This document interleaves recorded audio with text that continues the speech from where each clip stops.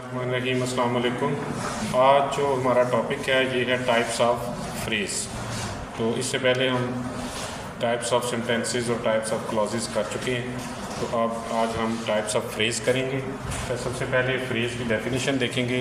A group of words that function works as a unit function in a sentence. के लफ्ज़ों का एक group होता है जो जुमले के अंदर, सेंटेंस के अंदर एक फ़ंक्शन अदा करता है। अब वो फंक्शन, वो यूनिट फंक्शन कौन सा हो सकता है? वो सब्जेक्ट का काम कर सकते हैं वो ग्रुप ऑफ वर्ड्स। वो ग्रुप ऑफ वर्ड जुमले में वर्ब का काम कर सकते हैं, एडवर्ब का, एडजेक्टिव का, प्रीपोजिशन का। ठीक है जी। जैसे कि ये एक आपके पास एग्जांपल है, he and I will go to school by bus. ठीक है जी। तो अब ज़रा हम देखते हैं कि इसमें कितनी फ्रेजेस हैं और वो सेंटेंस के अंदर कैसे कोई एक एक फंक्शन अदा करेंगे। तो जो पहला इसमें फ्रेज है वो है ही एंड आई। अब ही क्या है?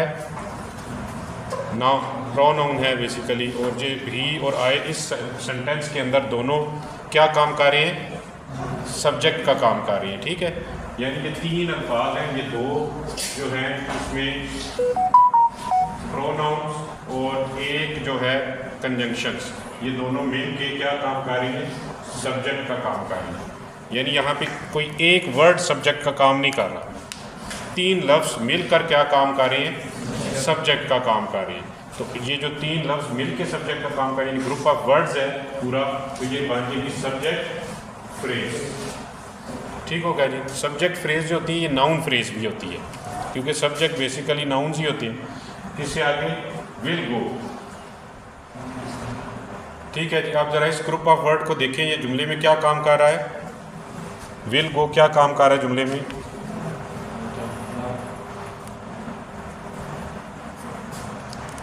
वर्ब का काम कर रहा है। अब जो विल है इसमें ये हेल्पिंग वर्ब है, और गो जो है ये मेन वर्ब है। यहाँ पे एक लफ्ज़ वर्ब का काम नहीं कर रहा, बल्कि एक ग्रुप ऑफ वर्ड जो है वो वर्ब का काम कर रहा है, एक काम कर रहा है जो कि वर्ब का काम है। इसलिए ये होगी वर्ब फ्रेज। ठीक है जी। आगे है जी टू स्कूल। कहाँ पे जा रही है? कहाँ पे जाएंगे? स्कूल जाएंगे। तो ये याद रखें कि वो कैसे जाएंगे? बाय बस जाएंगे। कि किसी भी सेंटेंस के अंदर जो व्हेन, हाउ, वेयर, व्हाई, इनके जो जवाबात होते हैं इनके, वो कहलाते हैं एडवर्ब्स।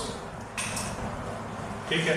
इसका मतलब है कि टू स्कूल के व्हेन का जवाब है। ठीक है, तो ये हो गई एडवर्ब फ्रेज। और बाय बस किसका जवाब है? हाउ का, तो ये भी हो गई एडवर्ब फ्रेज। तो ये फ्रेजेस हैं इस एक सेंटेंस के अंदर मुख्तलिफ, जो हमने भी आइडेंटिफाई किए अकॉर्डिंग टू आवर डेफिनेशन कि a group of words which works as a unit function in a sentence. अब हम इसकी टाइप्स पे आते हैं। तो सबसे पहली टाइप है वो है noun phrase. A group of words that acts as a noun in a sentence. के जुमले के अंदर ऐसा लफ्ज़ों का ग्रुप जो किसका काम कर रहा हो? नाउन का काम कर रहा हो। ठीक है, यानी उसमें कोई सब्जेक्ट ना हो, कोई वर्ब ना हो, क्योंकि सब्जेक्ट वर्ब होगा फिर तो वो क्लॉज बन जाएगी ना। ठीक है, तो दोनों में से अगर एक नहीं है तो फिर वो फ्रेज है। अब लफ्ज़ों का कौन सा ग्रुप? ऐसा ग्रुप जो जुमले में नाउन का काम कर रहा हो, वो नाउन फ्रेज कहलाएगा। तो पहले हम इसका स्ट्रक्चर देखते हैं कि जुमले के अंदर जो नाउन फ्रेज होगी उसका स्ट्रक्चर कैसा होगा। इसका स्ट्रक्चर के साथ एक डिटर्मिनर होगा। ठीक है जी। ये डिटर्मिनर कौन से होते हैं? ये आर्टिकल्स भी हो सकते हैं, पोजेसिव्स भी हो सकते हैं, जो हमें नाउन के बारे में बताते हैं कि ये नाउन जो है ये इसकी मिकदार कितनी है, तादाद कितनी है। ठीक है, द, ए, एन। ठीक है, तो डिटर्मिनर होगा, साथ एडजेक्टिव्स होंगे और साथ नाउन होगा, और उसके साथ कोई मॉडिफायर भी हो सकता है। मॉडिफायर वो होता है जो ऐसा लफ्ज़ जो किसी नाउन को, किसी एडवर्ब को, किसी एडजेक्टिव को, किसी क्लास को मॉडिफाई करता हो। ठीक है, जैसा कि ये एग्जाम्पल है, the tall building is near the park, कि वो जो टॉल बिल्डिंग है वो पार्क के करीब है। तो यहाँ पे जो नाउन फ्रेज है आपकी, ज़रा स्ट्रक्चर के हिसाब से देखें तो ये जो दी जो है ये डिटर्मिनर है, टॉल जो है ये एडजेक्टिव है, और बिल्डिंग जो है ये क्या है? नाउन। इसका मतलब है कि ये जो जुमले के अंदर दी टॉल बिल्डिंग है ये नाउन फ्रेज है। समझ गए? दूसरी तरह एग्जांपल देखिए, a bunch of flowers was on the table. आ जो है ये डिटर्मिनर है, ठीक है। बंच ऑफ फ्लावर्स जो है इसमें ये जो है बंच जो है ये एडजेक्टिव है और फ्लावर्स जो है ये नाउन है, ठीक है। तो फ्लावर कौन से? Bunch of flowers. और branch of flowers was on the table, ये क्वांटिटेटिव एडजेक्टिव इसके अंदर इस्तेमाल हुआ है, ठीक है। तो ये होगी नाउन फ्रेज। दूसरी आ जाती है verb phrase. A group of words that function as a verb in a sentence, के लफ्ज़ों का वो ग्रुप जो जुमले के अंदर वर्ब का काम करे, यानी ऐसी फ्रेज जो जुमले के अंदर वर्ब का काम करे, वर्ब फ्रेज कहलाती है। जैसा कि इसका स्ट्रक्चर क्या होगा, इसमें एक ऑक्सिलरी वर्ब होगा, ज़्यादा भी हो सकती है, कम अज़ कम एक, और एक मेन वर्ब होगा, ठीक है। ऑक्सिलरी वर्ब और मेन वर्ब। ऑक्सिलरी वर्ब होता है हेल्पिंग वर्ब, ठीक है, जो जुमला मुकम्मल करने में मदद करता है। आप जरा देखिए, she is reading a novel, तो आप इसमें जो अंडरलाइन हमने किया इज़ रीडिंग, ये वर्ब फ्रेज है। क्यों? क्योंकि ये पूरी जो इज़ रीडिंग, ये दो अल्फाज जो हैं ये मिल के ग्रुप ऑफ वर्ड बना रहे हैं जो जुमले के अंदर वर्ब का काम कर रहे हैं, ठीक है, इसलिए ये वर्ब फ्रेज है। इज़ इसमें क्या है? ऑक्सिलरी है, और रीडिंग जो है ये मेन वर्ब। तो ये दोनों मिल के इन्होंने वर्ब का काम किया है, तो इसलिए ये वर्ब फ्रेज कहलाएंगे। सेकंड सेंटेंस देखें, they have been working since morning, कि वो सुबह से काम कर रहे हैं। तो अब इस सेंटेंस में जो हैव बीन वर्किंग है, ये तीन अल्फाज मिल के क्या काम कर रहे हैं? वर्ब का काम कर रहे हैं। हैव बीन जो है इसमें ये हेल्पिंग वर्ब है, और वर्किंग जो है इसमें ये मेन वर्ब है। तो ये इसका स्ट्रक्चर था कि ऑक्सिलरी वर्ब और मेन वर्ब मिल के वर्ब फ्रेज बनाते हैं जो सेंटेंस के अंदर वर्ब का काम करती है। ये होगी वर्ब फ्रेज। तीसरी जो है टाइप ये है adjective phrase. A group of words that works like an adjective in a sentence, कि लफ्ज़ों का वो ग्रुप जो जुमले में एडजेक्टिव का काम करता है। एडजेक्टिव का काम क्या होता है? किसी नाउन या प्रोनाउन के बारे में मज़ीद इंफॉर्मेशन देना, ये है एडजेक्टिव का काम। तो अब हम देखेंगे कि इसका स्ट्रक्चर क्या है पहले, और एग्जांपल में भी दे देंगे। तो इसका स्ट्रक्चर जो होता है, इसमें एक एडजेक्टिव होता है और प्लस मॉडिफायर।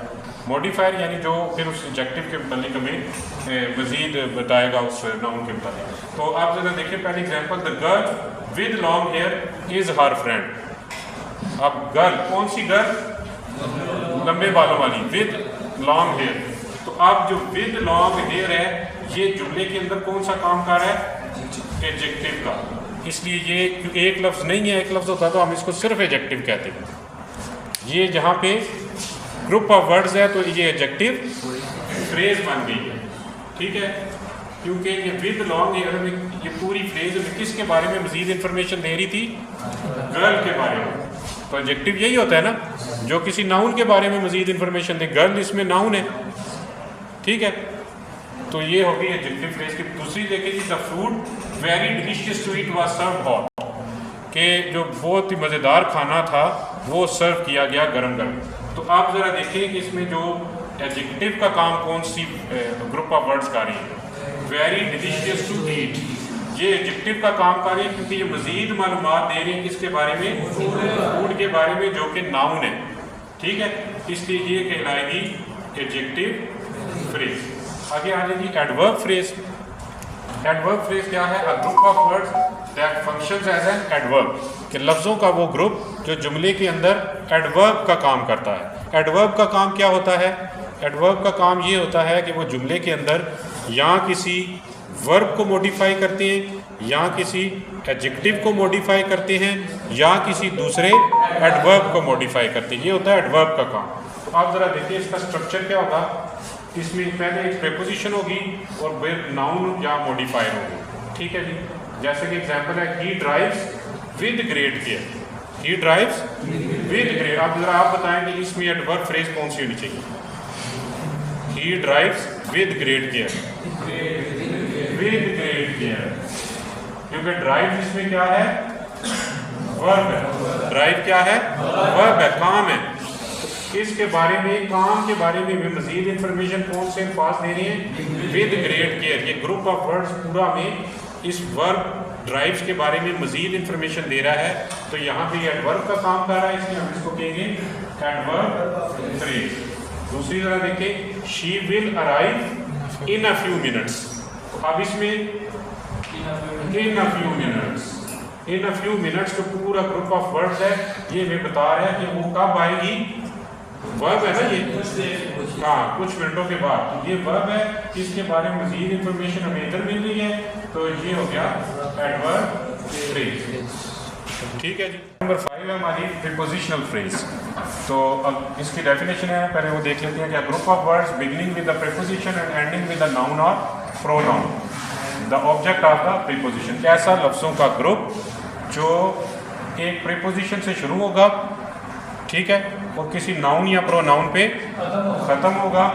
और वो नाउन या प्रोनाउन क्या होना चाहिए, उस प्रीपोजिशन का ऑब्जेक्ट होना चाहिए, उस प्रीपोजिशन का ऑब्जेक्ट यानी मफूल होना चाहिए, जिस पे मफूल वो जिस पे काम हो रहा होता है। तो अब हम देखते हैं कि इसका स्ट्रक्चर क्या है कि प्रीपोजिशन साथ उसका ऑब्जेक्ट, साथ कोई मॉडिफायर हो सकता है, नहीं भी हो सकता। अब जरा एग्जांपल देखिए, the cat is under the table.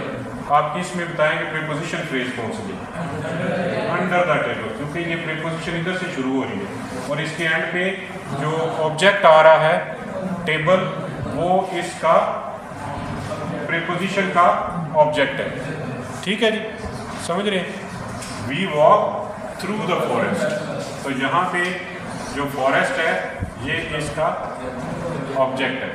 तो ये था हमारा टॉपिक, टाइप्स ऑफ फ्रेजेस।